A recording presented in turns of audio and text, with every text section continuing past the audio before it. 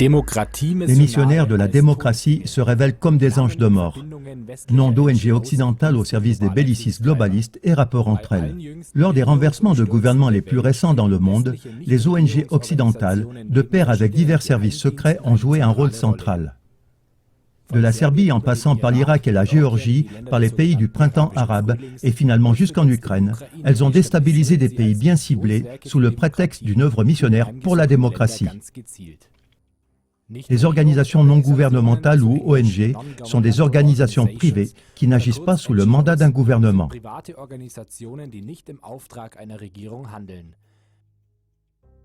Au cours de ces dernières années, de nombreuses œuvres missionnaires occidentales pour la démocratie ont revêtu un habit d'ONG et dans des pays qui leur déplaisent, elles ont entraîné des opposants au gouvernement, elles ont financé des révolutionnaires dans de prétendues dictatures, elles ont provoqué des soulèvements de masse et ont ainsi préparé le chemin pour des guerres, pour la destruction et la mort. L'Europe ressent actuellement cette souffrance sous la forme dramatique d'une vague de réfugiés. Ce n'est pas parce qu'aucun gouvernement officiel ne se trouve derrière elle que les organisations non gouvernementales, nous ne les appellerons plus dorénavant que ONG, ne sont pas moins dangereuses. Tout au contraire, les ONG les plus puissantes au monde agissent dans la hiérarchie du pouvoir et même nettement au-dessus de certains gouvernements. Elles sont ensuite entremêlées avec d'autres réseaux d'ONG influentes. Celles-ci aiment se vanter d'agir de manière privée et indépendante du gouvernement. Par exemple, des œuvres d'entraide nobles leur permettent d'avoir des prétendues civilisations ouvertes dans des pays sous-développés. Mais c'est précisément le problème. Les bellicistes les plus puissants de la Terre ne sont plus depuis longtemps plus des États et des gouvernements, mais des groupes privés qui tiennent ces États et ces gouvernements en laisse. Mais peut-être pensez-vous, dans une démocratie, le souverain c'est toujours le peuple, et il n'y a aucune instance au-dessus des gouvernements élus. Mais c'est faux. Le pouvoir sur Terre est en réalité privatisé depuis longtemps. C'est du moins ce qu'expriment les professeurs en sociologie renommés Hans-Jürgen Krzymanski et George William Domhoff. Ils ont prouvé, à l'aide d'études détaillées, qu'une élite de la haute finance existe réellement aux États-Unis, qui en vérité agit au-dessus du gouvernement démocratique élu. Krzymanski écrit que la mise en pratique de décisions politiques et stratégiques cruciales ne serait pas, comme le propage la mythologie publique, le résultat d'un processus parlementaire démocratique qui partirait en fait de l'électeur, du peuple souverain.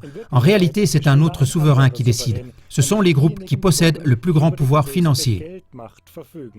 Amenons un peu de lumière dans les ténèbres et divisons ces groupes privés en 5 catégories et classons proprement les ONG de démocratisation. Première catégorie, antichambre, think tanks globalistes. Deuxième catégorie, financement et entraînement. Les ONG de démocratisation en font partie. Troisième catégorie, support rhétorique. Les fondations occidentales pour les droits de l'homme en font partie. Quatrième catégorie, organisation internationale. Cinquième catégorie, front local dans la rue. Ce sont les hommes de main locaux des ONG.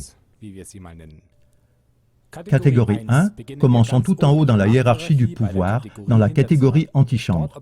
Là opèrent les soi-disant think tanks, des fabriques de pensée, ou mieux appelons-les communautés de croyances. Pour avoir une vue plus en profondeur, nous allons maintenant prendre notre représentation plus détaillée. C'est un schéma qui nous montre que ces think tanks sont des clubs privés, dans lesquels les plus puissants du monde, la pointe des plus grandes multinationales de la planète et les personnes les plus fortunées de tous les temps se sont associés en excluant tout public.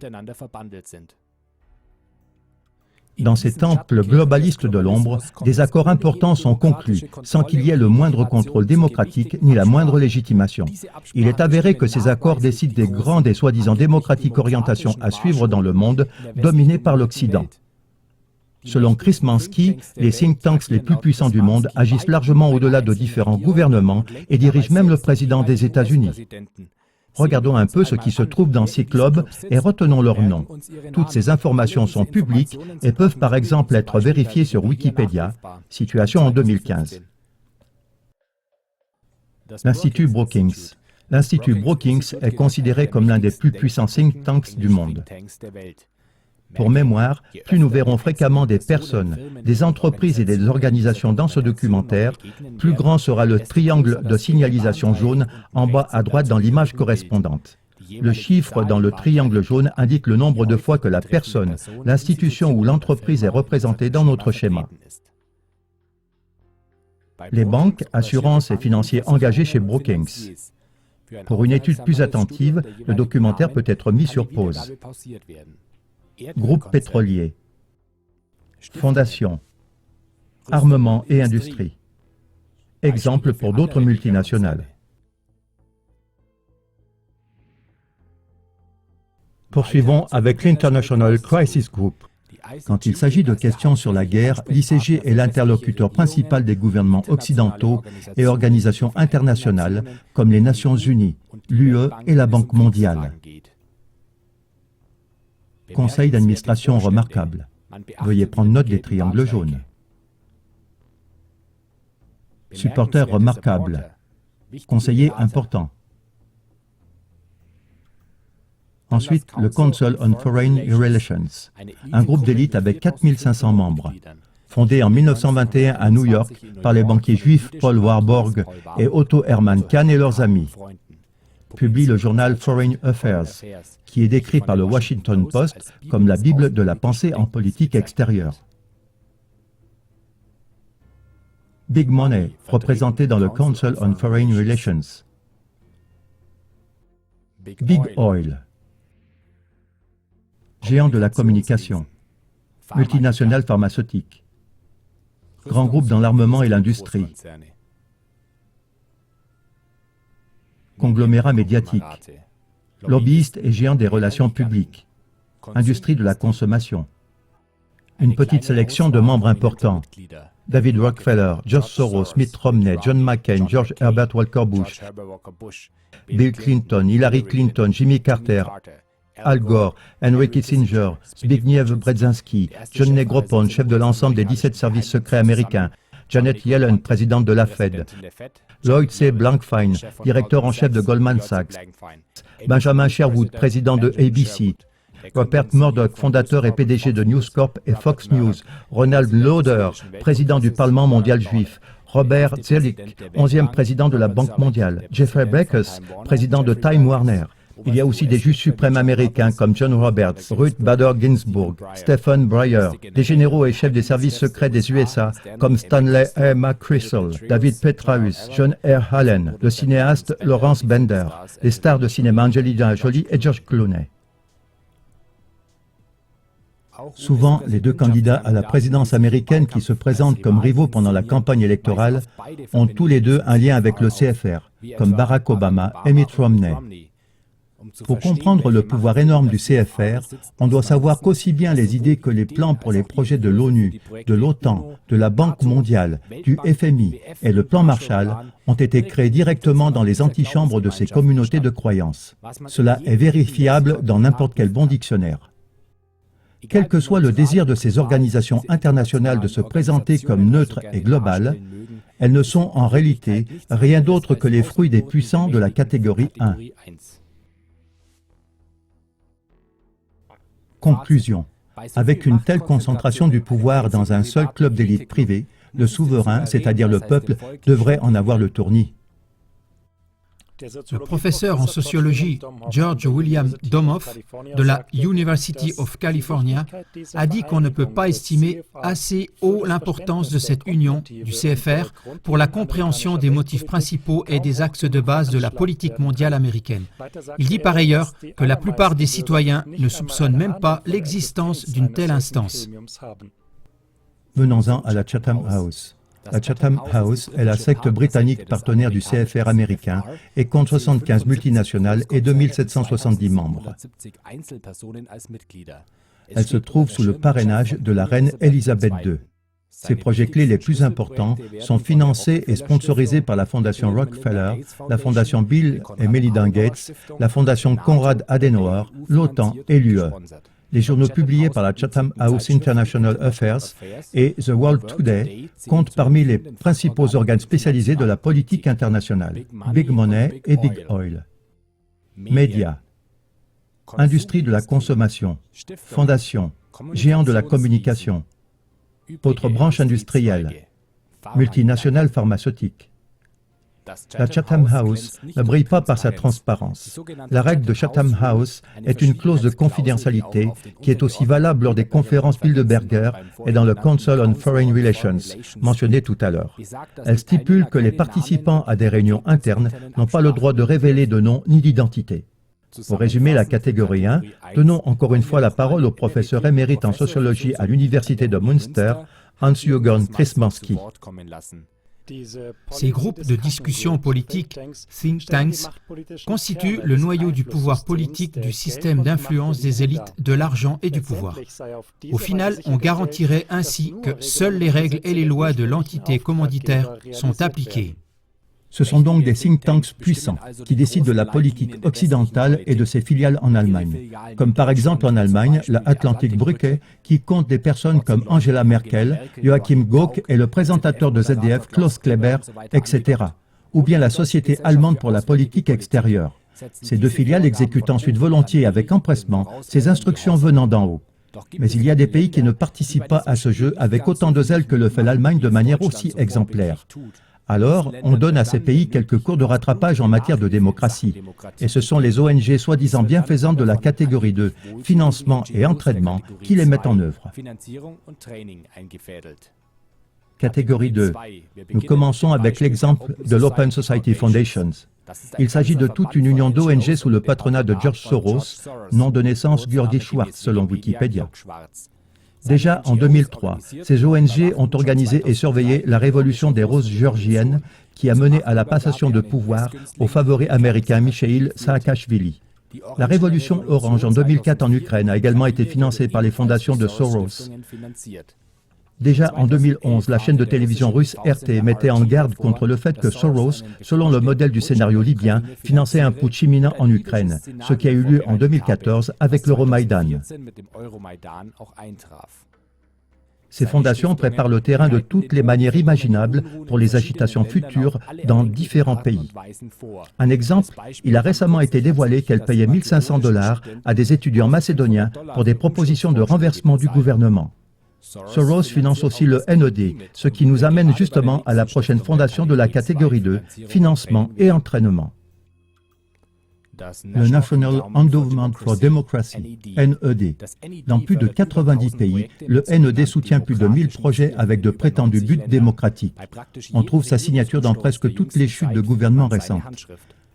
Les élites du NED sont truffées de membres du CFR et de représentants de très grandes multinationales qui sont aussi présents dans les autres grands think tanks. Le fondateur du NED, Allen Weinstein, le dit clairement. Une bonne partie de ce que nous faisons aujourd'hui était fait en secret par la CIA il y a 25 ans. Même le New York Times reconnaît dans un petit article que le NED avait orchestré le printemps arabe de manière déterminante. Movements.org. C'est une ONG de démocratisation spécialisée dans les émeutes de jeunes qui a par exemple construit le mouvement égyptien de la jeunesse du 6 avril en faisant d'un petit groupe Facebook insignifiant le mouvement dirigeant de la révolution égyptienne en 2011. Elle est financée par le même conglomérat de multinationales qui est aussi représenté dans les think tanks les plus élevés, comme par exemple Google, Facebook, CBC News, MSNBC, Pepsi, etc. De plus, Movements.org est aussi relié directement au ministère des Affaires étrangères américain. D'autres exemples d'ONG de la catégorie 2, financement et entraînement. Fondation Ford, Fondation Oak, Trust Sigrid Housing, Fondation Rockefeller. Ensuite, les ONG de la catégorie 2 financent et entraînent le front local dans la rue, donc la catégorie 5. Cette dernière se compose, dans des pays au gouvernement déplaisant, de petits groupes contestataires qui, selon le besoin, sont érigés comme héros médiatiques de la liberté et de la démocratie. Quelques groupes comme exemple. Nous en venons à la catégorie 5, Optor Canvas en Serbie. A mis en scène la chute du gouvernement serbe en 2000. Canvas, l'organisation qui remplace Optor, financée par les États-Unis, soutient jusqu'à aujourd'hui ce qu'on appelle les révolutions de couleur dans le monde entier. Open Ukraine. L'exemple en Ukraine. L'ONG ukrainienne, autrefois insignifiante de l'ex-premier ministre Arseniy Yatsenyuk, a participé de manière déterminante à la chute du gouvernement ukrainien. Elle a été financée directement par le NED et la Chatham House, comme on a pu le consulter sur leur site web officiel. Le mouvement de jeunesse du 6 avril cité plus haut, l'exemple pour l'Égypte, faisait partie des héros de la révolution égyptienne de 2011 qui ont été fêtés. D'autres exemples d'ONG exécutantes locales: Free Malaysia Today, Prachatai, Tutsi Riot, Open Russia, Democratic Alternative Da, Arab Commission for Human Rights, Bahrain Center for Human Rights, The Young Revolution Führerin Ansar Kadi, comme exemple pour le Yémen, le Front National pour le sauvetage de la Libye, etc. Presque tous les pays du monde hébergent de telles stations de mission locales. Une remarque au passage. Ces dernières années, la Russie a commencé à soumettre les ONG d'infiltration financées par les globalistes à une obligation d'autorisation. Les médias occidentaux essaient maintenant de faire croire que c'est la plus grande preuve de l'évolution de plus en plus totalitaire de la Russie de Vladimir Poutine. Pourtant, la même obligation d'autorisation pour les ONG financées par l'étranger s'applique aux États-Unis et en Israël depuis des décennies. Et nous voici arrivés à la section pour la rhétorique. Car les fronts locaux dans la rue sont vigoureusement soutenus dans leurs agissements par la section pour la rhétorique qui, au choix, les canonise, leur confère les décorations nécessaires ou dirige l'hystérie médiatique dans la direction souhaitée. Dans la catégorie soutien rhétorique, on trouve des ONG telles que catégorie 3, Human Rights Watch, ONG également financée par George Soros. En mai 2014, plus de 100 universitaires du monde entier ont critiqué dans une lettre ouverte la collusion de Human Rights Watch avec la CIA et de hauts cercles du gouvernement américain et de leurs hommes de main. Médecins sans frontières, MSF. Un exemple, la crise humanitaire exagérée par MSF, qui a été le motif des bombardements de l'OTAN sur Belgrade dans le conflit au Kosovo, n'a jamais pu être authentifiée lors d'enquêtes ultérieures. Mais depuis, les USA ont construit une énorme base militaire au Kosovo. Un autre exemple, Amnesty International. Voici par exemple le lien entre Amnesty et la Chatham House. Un ancien membre du conseil d'administration d'Amnesty USA, le professeur Francis Boyle, a mis en garde contre le fait qu'Amnesty International et Amnesty USA sont des outils impérialistes. En décembre 1990, par exemple, Amnesty International a publié ce qu'on appelle le mensonge des couveuses, qui a légitimé la première guerre d'Irak. Ensuite, Reporters sans frontières, ONG également financée par le NOD, Soros, etc. La sélection des pays a dénoncé en matière de liberté de la presse qu'elle s'oriente en fait parfaitement selon la liste noire du ministère des Affaires étrangères américain. Les États-Unis eux-mêmes et leurs alliés ne doivent pas craindre de critiques fondamentales. Ainsi, par exemple, l'assassinat en avril 1999 de 16 membres du personnel de la station de télévision yougoslave RTS par une attaque aérienne de l'OTAN n'a même pas été mentionné dans le rapport annuel de Reporters sans frontières. Ensuite, un exemple d'une organisation qui donne à ses fondateurs les décorations nécessaires, la IWMF. C'est la Fondation internationale des médias féminins, un club qui, sous le prétexte de distinguer des journalistes courageuses, finance et soutient la haine parmi le peuple dans des pays déplaisants. Nous allons nous permettre ici de jeter un coup d'œil plus en détail sur les entreprises et organisations impliquées, car nous les connaissons déjà. Conclusion. À quel point un gouvernement se trouve derrière une ONG? Cette question semble devenir presque insignifiante au vu de tous ces noms de personnes privées, toujours les mêmes. En fait, la question qui est devenue centrale aujourd'hui est combien de pouvoirs privés se trouvent derrière un gouvernement? Comme nous l'avons montré, il existe des communautés de croyances totalement privées dans lesquelles s'ébattent les personnes les plus riches et les plus puissantes de la planète et qui disposent du destin de nations entières, de la guerre et de la paix sur notre terre comme si c'était un jeu. Alors qu'elles ne sont elles-mêmes aucunement légitimées démocratiquement, leur doctrine du salut par la démocratie laisse derrière elles des pays entiers en ruine. Nous ne prétendons aucunement que notre énumération soit complète, et elle peut volontiers être complétée. Aidez-nous à faire cela. Souvenez-vous aussi des noms et entreprises cités dans cette émission. Vous verrez ainsi les informations quotidiennes sous un autre angle. Pour finir, il reste encore une question. Dans ces think tanks d'antichambre suspectes comme la Brookings Institution, International Crisis Group, le Council on Foreign Relations ou la Chatham House, quelles sont les personnes qui en interne donnent vraiment le ton? Car chaque église a son chef et chaque secte a son gourou. Le monde a le droit de connaître leur nom exact prouvé par des sources solides. Des rapports sur ce sujet venant de personnes de l'intérieur et de démissionnaires seront les bienvenus. Contactez-nous.